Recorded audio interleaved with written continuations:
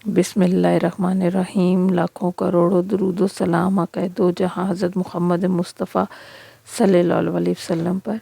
जी, आज की जो रेसिपी मैं आपके साथ शेयर कर रही हूँ बहुत ही आसान सी चिकन मायो बॉल्स। बहुत झटपट से बन जाने वाली, अचानक से गेस्ट आ जाएं, बच्चों के लंच के लिए, टी टाइम में बहुत झटपट बन जाने वाली रेसिपी। तो चलते हैं अपनी रेसिपी की तरफ। यहाँ पर देखिए मैंने 1 पाव आलू को बॉईल करके रख लिया है। अब मैं उनको अच्छा सा मैश कर लूँगी। बिल्कुल अच्छा सा हमने पेस्ट बना लेना है। साथ में ही इसके अंदर मैंने 1 पाव चिकन ब्रेस्ट ले लिया, उसको बॉयल नमक डाल कर बॉयल कर लिया और उसको भी मैंने ऐसे श्रेड करके बीच में शामिल कर दिया है। अब इसके अंदर मैं 2 खाने के चम्मच मायोनीज शामिल कर रही हूँ। इसके अंदर हम स्पाइसेस बहुत कम रखेंगे क्योंकि ये बच्चों की फेवरेट डिश है। बच्चे बहुत शौक़ से खाते हैं ये स्नैक्स। तो आप मिर्चें इसमें अपनी मर्ज़ी से तेज़ भी कर सकते हैं। यहाँ पे देखिए मैंने 1 चाय का चम्मच काली मिर्च का पाउडर और आधा चाय का चम्मच इसमें नमक शामिल किया है, क्योंकि नमक हमने पहले भी इसमें शामिल किया था चिकन को बॉयल करते हुए। तो अभी हम नमक को कम रखेंगे। आप चाहें तो आप इसमें कूटी हुई लाल मिर्च भी शामिल कर सकते हैं अगर आपको तेज़ फ्लेवर पसंद है, स्पाइसी ज़्यादा पसंद है तो। यहाँ पर देखिए मैंने आलू, चिकन, मायो, नमक और काली मिर्च को अच्छी तरह से शामिल करके बैटर बना लेना है। आपने इस चीज़ का ख्याल रखना है कि हमने जो आलू लिए हैं वो मीठे आलू नहीं होने चाहिए, वरना आपके स्नैक्स मीठे बनेंगे। आलूओं को अच्छी तरह से बॉईल करके उनका सारा स्टार्च निकाल देना है, वरना ये बहुत वैसे भी सॉफ्ट होंगे, वरना उससे बहुत ज़्यादा सॉफ्ट बनेंगे। ये हाथों पर चिपक जाते हैं। देखिए मेरा मिक्सचर तैयार हो चुका है। मैं हाथों पर हल्का सा ऑयल लगाकर बॉल्स बनाकर रखती जाऊंगी। अगर आपसे बॉल ना बने, बहुत ये जो है वो होता है, लूज़ होता है क्योंकि इसमें पोटैटोज़ हैं, तो आपने क्या करना है, आपने चम्मच के साथ जितने बड़े बॉल्स बनाने हों कोशिश कीजिए कि छोटे बॉल्स के साइज़ के आपने चम्मच के साथ ऐसे पोटैटोज़ को जितना सर्कल बना सकते हैं सेपरेट करके रखते जाएं।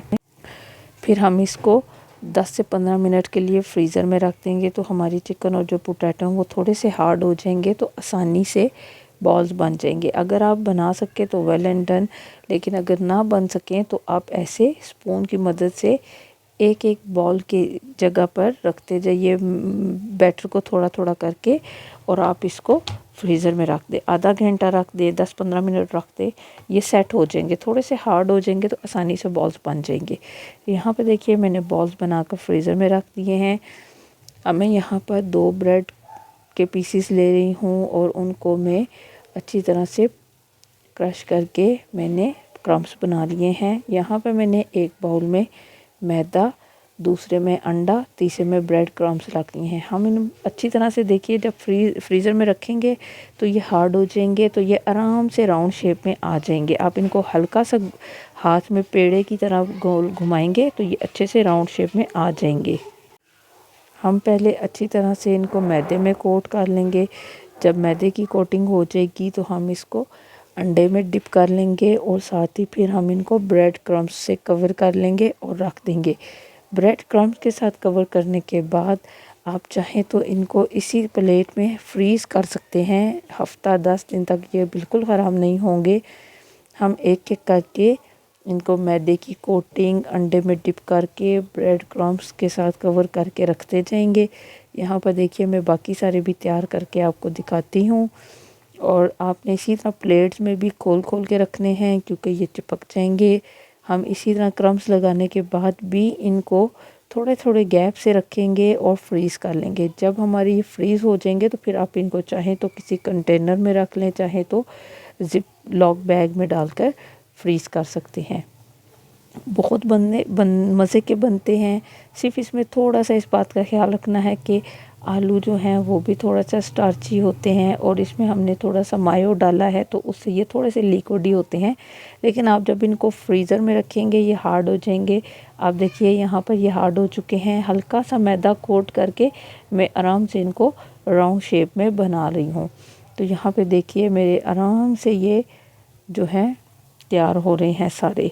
आप जो सी मर्ज़ी चाहें शेप दें, लेकिन इनको साइज़ में थोड़ा छोटा रखिए तो ये ज़्यादा अच्छे फ्लेवर में आते हैं। ये देखिए यहाँ पर मैंने इनको फ्रीज़र में रख दिया ओवरनाइट।